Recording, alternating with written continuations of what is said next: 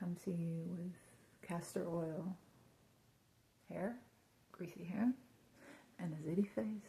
Let's talk to you about how God is always presenting you with opportunities and experiences and people to help you heal, to help you recognize patterns and move beyond them and break free of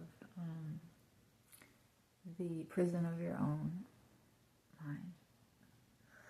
And I made a video where I talked a little bit about that yesterday when I was talking about the symbolism found within the waking dream and how I do believe that this is a waking dream, and that within this lifetime you may have several spiritual awakenings, because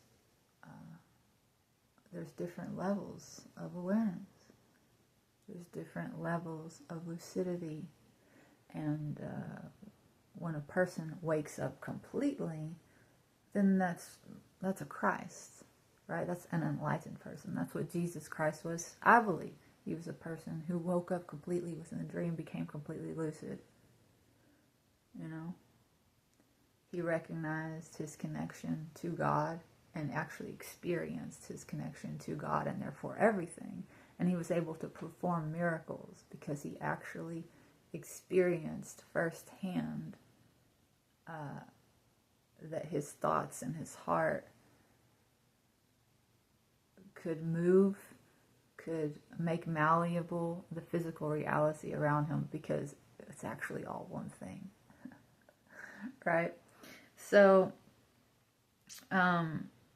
because we are part of God and we come from God, and God loves us, and God is love and wants us to recognize our divine loving nature,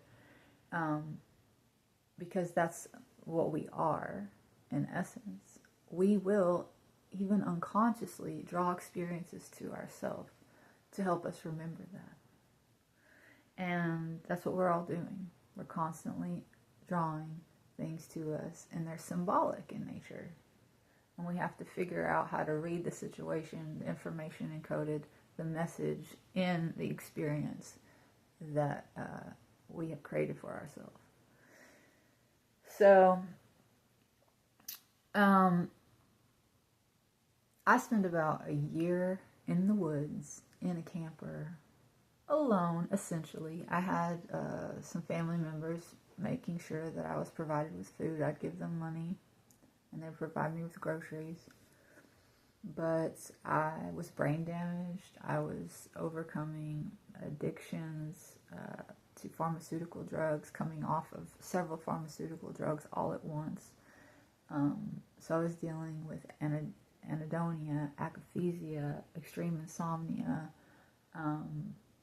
psychosis, all side effects of medications. Also brain damage, because of the side effects, I had ultimately attempted to overdose in order to end my suffering, because I was literally being tortured alive by these medications. And I had also spent 6 months in the belly of the beast, and the beast I'm referring to is the one that likes to jab everyone in the arm and threaten us to take everything away if we don't get those jabs. That beast.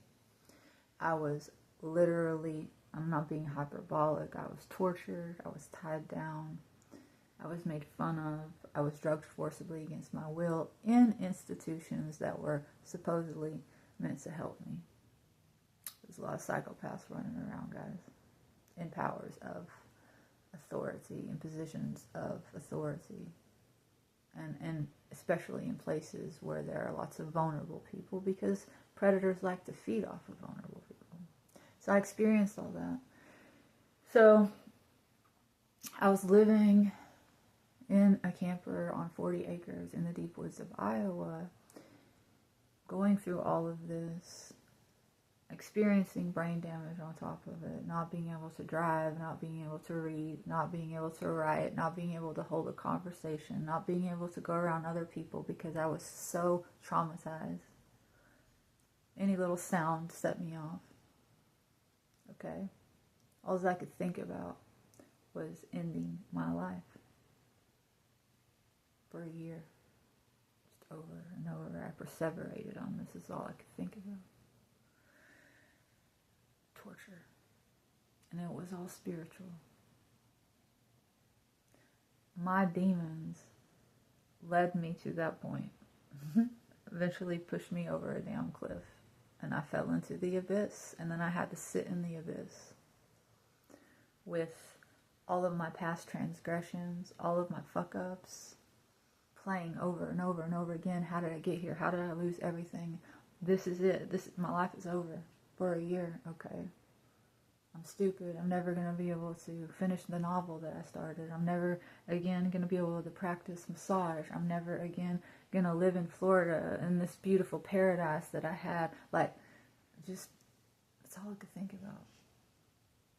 And how did I end up there? Well, I was a really traumatized kid who had a lot of abuse, and I had no coping skills, and I spent my entire adult life trying to heal, but not knowing how to do that, not having support, and being on my own, and walking into the mouths of predator after predator after predator, because that's all I'd ever known, and that's what I was comfortable with, and I kept repeating my trauma, which traumatized me more, and accidentally getting further away from God, while thinking I was reaching out to God, but really I was dabbling in the occult, talking to the universe, getting led further astray and becoming further confused, while thinking, oh, I'm a powerful manifester, because I can have my own will be done. It's a slippery slope. It's a dangerous game. I played it, and I ended up in a camper in the woods alone with brain damage, wanting to end my life.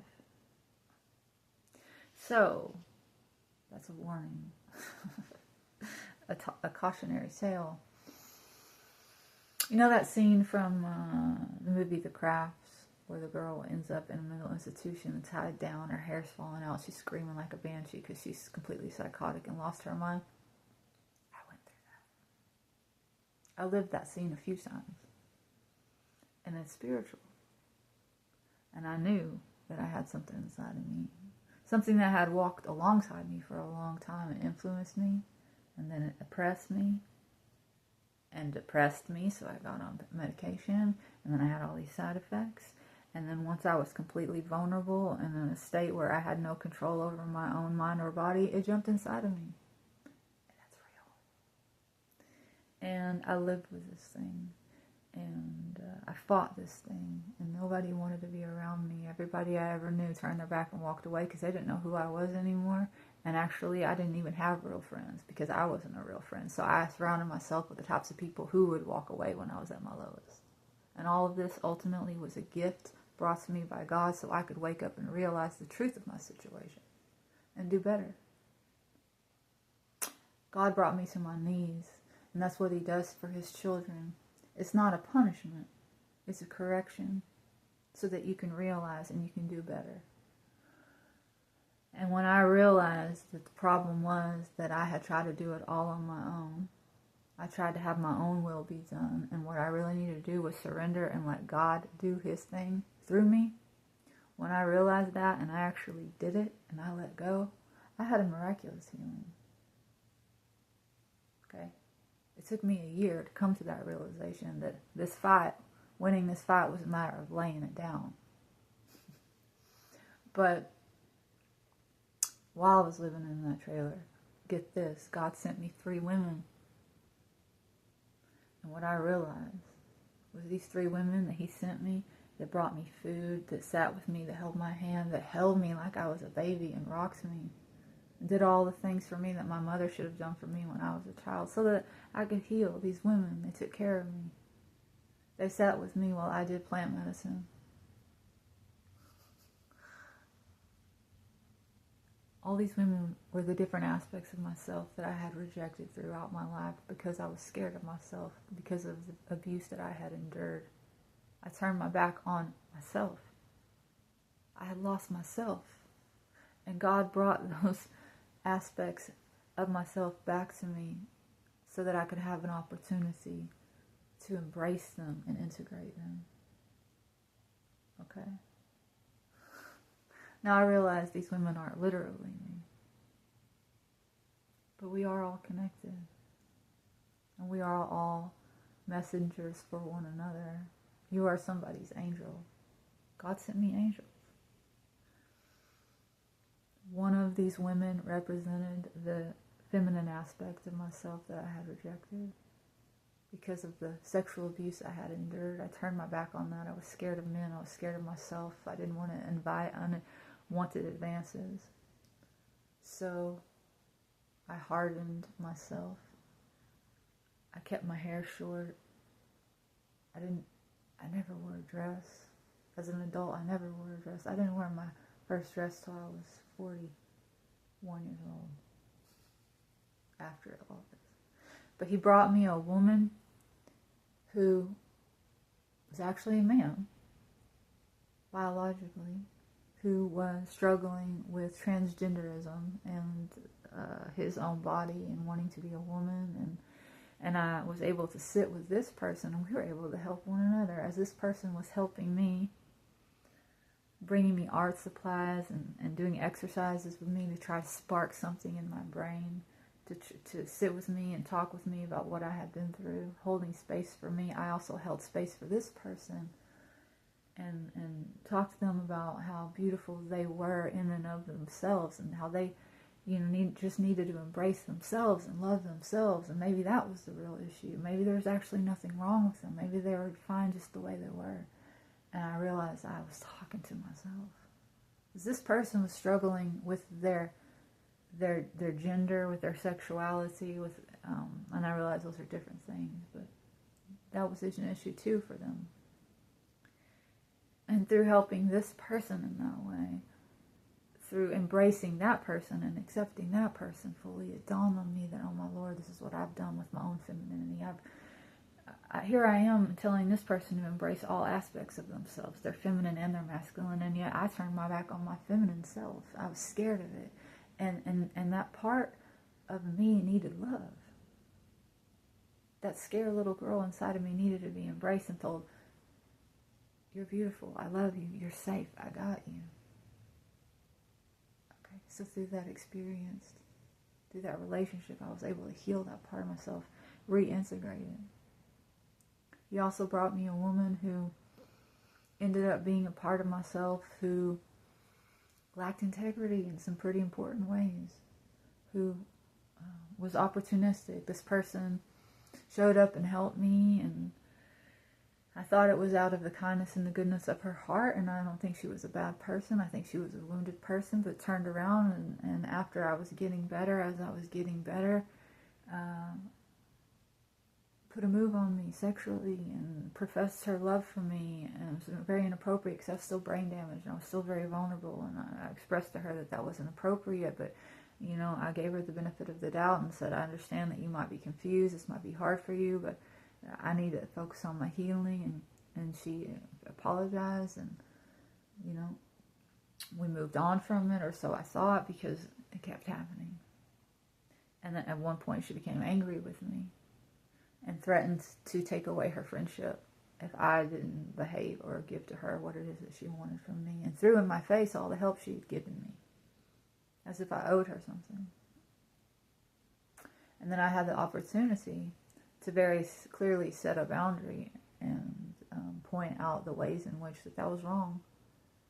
But then it brought to my attention how many times I had played that game with other people. Maybe not quite as overtly. Maybe I had even fooled myself into believing that's not what I was doing. But because I was a damaged, fearful, scared person in survival mode, there were many times that I had played games and manipulated people and been opportunistic, just like this lady was doing with me. And that experience, that relationship with her, brought that to my awareness.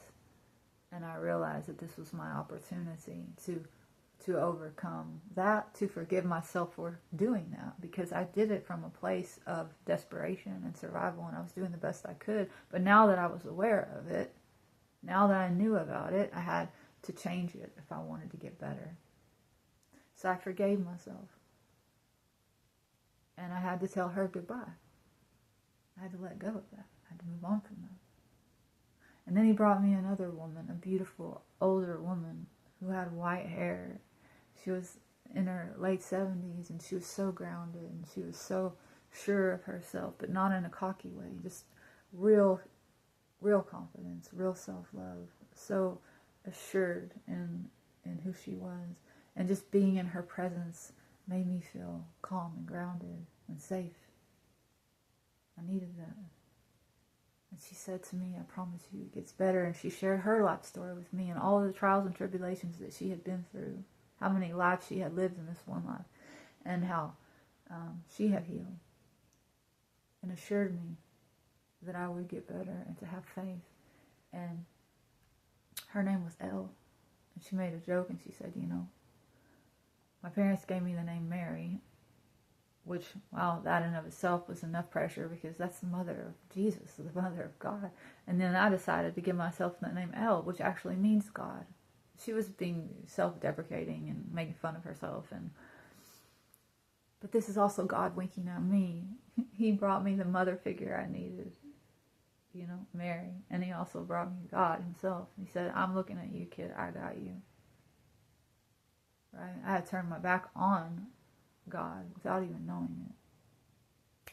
And here God is, giving me every opportunity. When I was standing on the precipice of hell, Christ showed up for me and reached out his hand.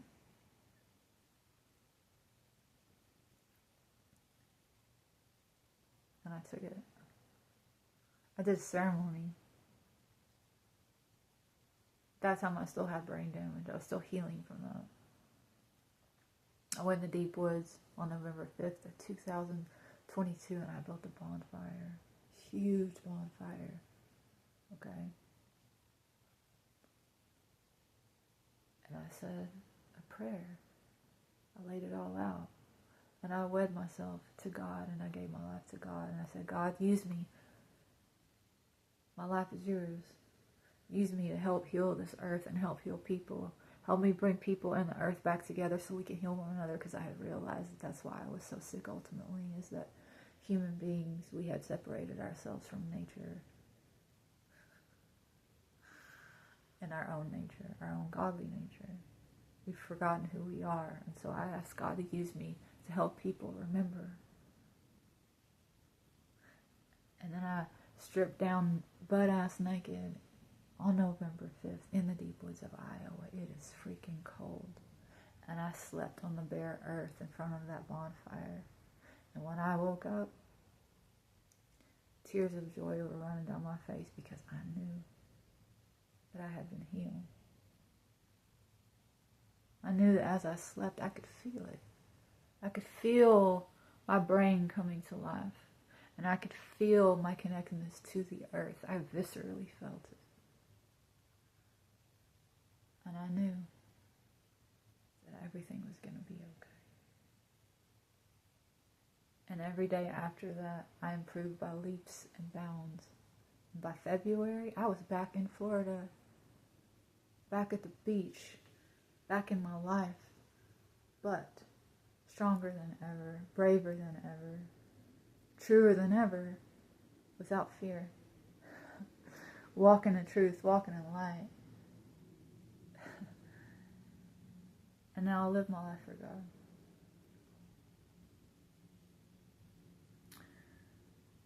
I get up every day and I pray, God, please make my will your own.